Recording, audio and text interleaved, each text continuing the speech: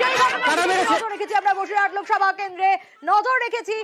তারই পাশাপাশি রেখা পাত্রের সঙ্গে পুলিশের বচসা দেখুন। ক্যান্ডিডেট নয়, আপনারা সাধারণ মানুষকে মারতে পারেন, বাঁচতে পিটিয়েছেন, রেখা পাত্রকে মারুন, মেরে দেখান। আপনারা পুলিশের চাকরি করেন, আপনারা লুকানোর চেষ্টা করছেন, পালানোর চেষ্টা করছেন। মহিলাদের গায়ে হাত তুলেছেন কেন? মহিলাদের গায়ে হাত তুলেছেন কেন? আপনার কর্মীদের বলুন। এখন যদি পাবলিক আপনাদেরকে বেধড়ক পিটায় না, থানায় যে 5টা ছেলেকে তুলে নেওয়া গেছে তাদের গায়ে যদি একটা আঁচড় পড়ে, আপনাদের ছাড়বো না, আপনাদের পোশাক খুলিয়ে দেবো, ছাড়বো, আপনাদের পোশাক খুলিয়ে ছাড়বো। ভাই এনাদেরকে বাঁধো, এনাদেরকে দড়ি দিয়ে বাঁধো, মারুন, মারুন। কেন ম্যাডাম কেন? আমি সাধারণ মানুষকে বলছি মারুন, আমি কোনো ক্যান্ডিডেট নই। আপনারা সাধারণ মানুষকে মারতে পারেন, বাঁচতে পিটিয়েছেন, রেখা পাত্রকে মারুন, মেরে দেখান। আপনারা পুলিশের চাকরি করেন, আপনারা লুকানোর চেষ্টা করছেন, পালানোর চেষ্টা করছেন। মহিলাদের গায়ে হাত তুলেছেন কেন? মহিলাদের গায়ে হাত তুলেছেন কেন? আপনার কর্মীদের বলুন। এখন যদি পাবলিক আপনাদেরকে বেধড়ক পিটায় না, থানায় যে 5টা ছেলেকে তুলে নেওয়া গেছে তাদের গায়ে যদি একটা আঁচড় পড়ে, আপনাদের ছাড়বো না, আপনাদের পোশাক খুলিয়ে দেবো, ছাড়বো, আপনাদের পোশাক খুলিয়ে ছাড়বো। ভাই এনাদেরকে বাঁধো, এনাদেরকে দড়ি দিয়ে বাঁধো, এনাদেরকে দড়ি দিয়ে বাঁধো। মারের দরুন মার দিতে হবে। 5 জনকে নিয়ে যাওয়া হয়েছে বিনা দোষে। তারা ক্যাম্পে বসেছিল, তারা যারা ভোটারেরা আসছিল তাদেরকে এগুলো নামের লিস্ট করে করে তাদেরকে টুকন দেওয়া হচ্ছিল, সেখান থেকে ওদেরকে বিনা দোষে তুলে নিয়ে যাওয়া হয়েছে। আপনারা লুকানোর চেষ্টা করছেন, পালানোর চেষ্টা করছেন। রেখা পাত্র রীতিমতো পুলিশকে হুঙ্কার দিলেন, হুঁশিয়ারি দিলেন পোশাক খোলানোর। আমরা নজর রাখবো এই মুহূর্তের পরিস্থিতি জানবো। জিয়াউল আমাদের প্রতিনিধি রয়েছেন আমাদের সঙ্গে। জিয়াউল, ঠিক এই মুহূর্তের ছবিটা জানতে চাইবো, কি অবস্থা? যদি একটা আঁচড় পড়ে, আপনাদের ছাড়বো না, আপনাদের পোশাক খুলিয়ে দেবো, ছাড়বো, আপনাদের পোশাক খুলিয়ে ছাড়বো।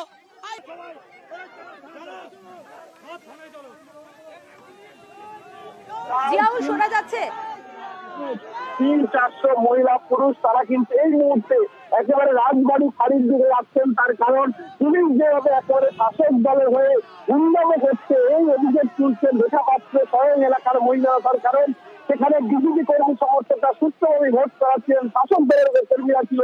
হঠাৎই সেখানে গিয়ে দেখা যায় যে হঠাৎই পুলিশ গিয়ে নির্বিচারে লাঠি চালায় এবং শাসক দলের কর্মী, তৃণমূল কংগ্রেস কর্মী সমর্থকরা বিজেপি কর্মী সমর্থকদেরকে দেখে দেখে মারধর করা হয় এবং সেই ঘটনায় এখনো পর্যন্ত 6 থেকে 7 জন আহত হয়েছে, রক্তাক্ত অবস্থা হয়েছে।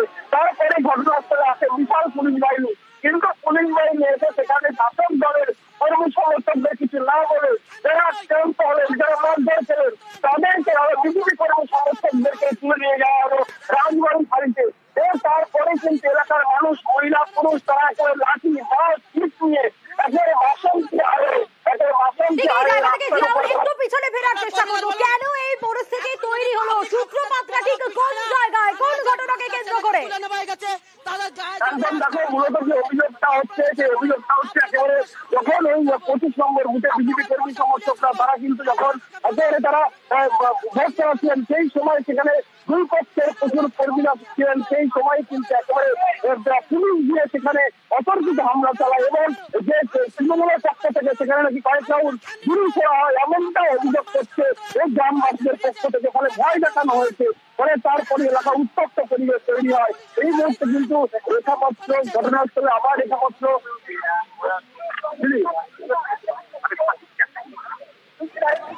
गंदा हरकतें करती है राज्य की पुलिस, उनके बारे में बात ही करना हमारे।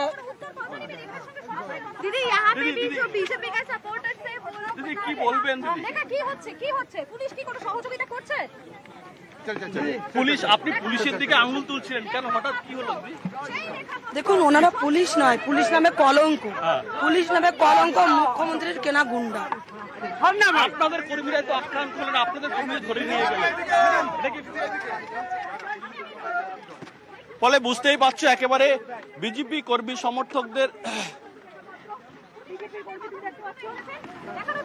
অতিরিক্ত পুলিশ সুপার বসিরহাট তার সঙ্গে কথা বলছেন একেবারে রেখা পাত্র কেন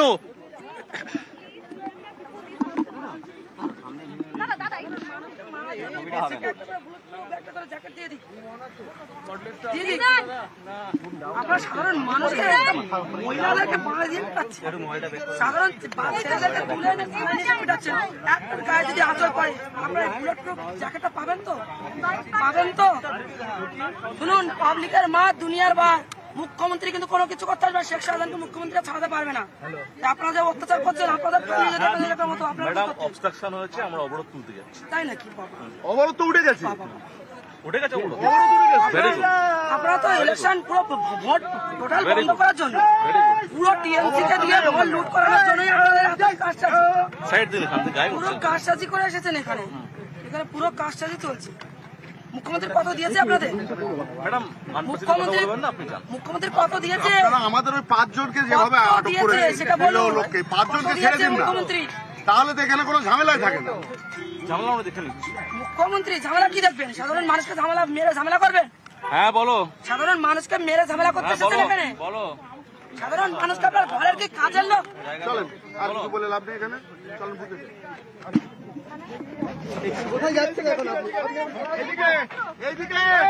এখনই আমরা শুনলাম রেখা পাত্র তিনি কথা বলছিলেন এবং তারই পাশাপাশি কিছুক্ষণ আগে যে ছবিটা আমরা দেখছিলাম রীতিমতো এর আগে পুলিশের সঙ্গে রেখা পাত্রর বচসা এবং পুলিশকে রীতিমতো হুঙ্কার পোশাক খুলিয়া ছাড়বো এনাদেরকে বাঁধো এনাদেরকে দড়ি দিয়ে বাঁধো আর নজর রাখার চেষ্টা করেছি একদিকে বিজেপি কর্মীর কে মাথা ফাটিয়ে দেওয়া হয়েছে এমনটা অভিযোগ আর সেই ঘটনার রেশ ধরেই কিন্তু রেখা পাত্র বয়ানবাড়িতে পৌঁছে যান এবং তারপরেই পুলিশের সঙ্গে তার দফায় দফায় বচসা পুলিশকে রীতিমতো হুঙ্কার দেন রেখা পাত্র সেখানে তিনি থেমে থাকেননি পুলিশকে পোশাক খোলানোর হুমকি পর্যন্ত রেখা পাত্রের গলায় বয়ারমারি গ্রামের 25 নম্বর বুথের এই ঘটনা